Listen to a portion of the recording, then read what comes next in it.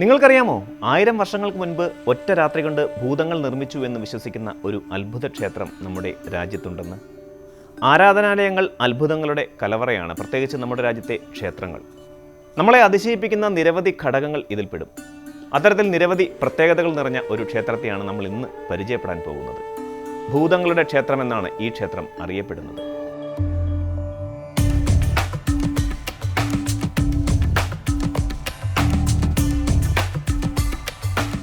ഭാരതത്തിൻ്റെ ചരിത്രം പരിശോധിച്ചാൽ ആയിരക്കണക്കിന് വർഷങ്ങൾ പഴക്കമുള്ള ക്ഷേത്രങ്ങളെക്കുറിച്ച് മനസ്സിലാക്കാൻ നമുക്ക് കഴിയും.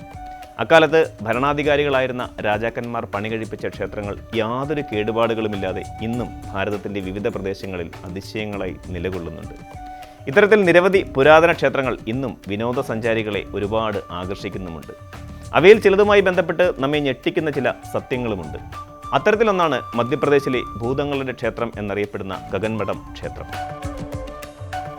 മധ്യപ്രദേശിലെ മുറേന ജില്ലയിലെ സിഹോനിയ പട്ടണത്തിലാണ് ഈ ക്ഷേത്രം സ്ഥിതി ചെയ്യുന്നത്. സിഹോനിയയിൽ നിന്ന് ഏകദേശം 2 കിലോമീറ്ററും ഗോളിയോറിൽ നിന്ന് ഏകദേശം 70 കിലോമീറ്ററും അകലെയാണ് ഈ ക്ഷേത്രം. കാലപ്പഴക്കത്താൽ ക്ഷേത്രം ഇപ്പോൾ അവിടെവിടെയായി ഇടിഞ്ഞു പൊളിഞ്ഞ അവസ്ഥയിലൊക്കെയാണ്. ക്ഷേത്രത്തിനകത്തേക്ക് പ്രവേശിക്കുമ്പോൾ തന്നെ തകർന്നു വീണ ചില ക്ഷേത്രാവശിഷ്ടങ്ങളൊക്കെ നമുക്ക് കാണാൻ സാധിക്കും. ഈ പ്രാചീന ക്ഷേത്രം ശിവഭഗവാന് സമർപ്പിക്കപ്പെട്ടതാണ്. നല്ല ഉയരത്തിലാണ് ഈ ശിവക്ഷേത്രം സ്ഥിതി ചെയ്യുന്നത്. ക്ഷേത്രത്തിലേക്ക് പോകാൻ കുറച്ച് പടികളൊക്കെ കയറണം. അതിനുശേഷം മാത്രമേ ഇവിടുത്തെ പ്രതിഷ്ഠയായ ശിവലിംഗം കാണാൻ കഴിയൂ. തൂണുകളാൽ ചുറ്റപ്പെട്ട ക്ഷേത്രത്തിൽ ദർശനത്തിനായി വിശ്വാസികളാണ് കൂടുതലും എത്തുന്നത്. ഇവിടെ മറ്റു ഹിന്ദു ദേവതാദേവന്മാരുടെ പ്രതിഷ്ഠകളൊക്കെ കാണാമെങ്കിലും അവയിൽ പലതും പൊട്ടിപ്പൊളിഞ്ഞ് തകർന്ന നിലയിലൊക്കെയാണ്.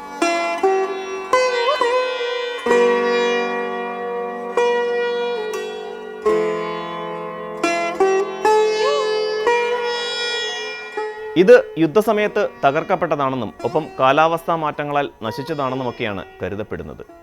അത്തരത്തിൽ തകർക്കപ്പെട്ട ഈ ക്ഷേത്രത്തിലെ ചില സുപ്രധാന അവശിഷ്ടങ്ങൾ ഗോളിയാറിലെ ഒരു മ്യൂസിയത്തിൽ ഇപ്പോഴും സൂക്ഷിച്ചിട്ടുണ്ട്.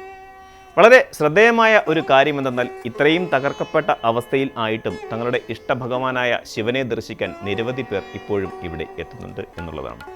ഈ ഗഗൻമഠം ക്ഷേത്രം 11ാം ശതകത്തിൽ കച്വാഹ വംശത്തിലെ രാജ കീർത്തിരാജ് നിർമ്മിച്ചതാണ്.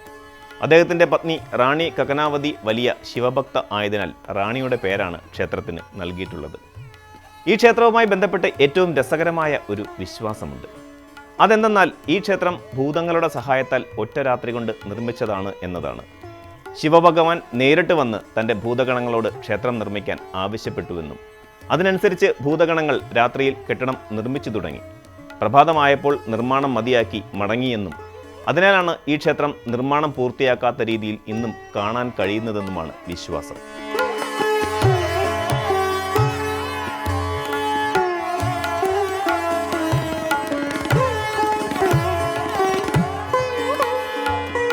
ഈ ക്ഷേത്രത്തിൻ്റെ എടുത്തു പറയേണ്ട മറ്റൊരു പ്രത്യേകത ഇതിൻ്റെ നിർമ്മാണ രീതിയാണ്.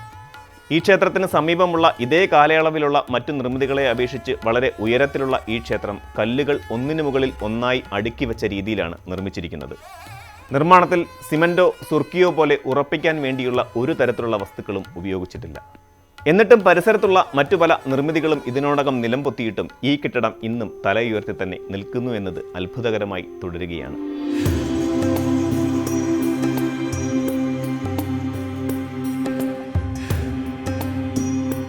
പ്രാദേശിക നാടോടി കഥകൾ സൂചിപ്പിക്കുന്നത് ഭൂതഗണങ്ങൾ വിദൂര സ്ഥലങ്ങളിൽ നിന്ന് ആളൊഴിഞ്ഞ ഒരു സ്ഥലത്തേക്ക് കല്ലുകൾ കൊണ്ടുവന്നാണ് ഈ ക്ഷേത്രം നിർമ്മിച്ചത് എന്നാണ്.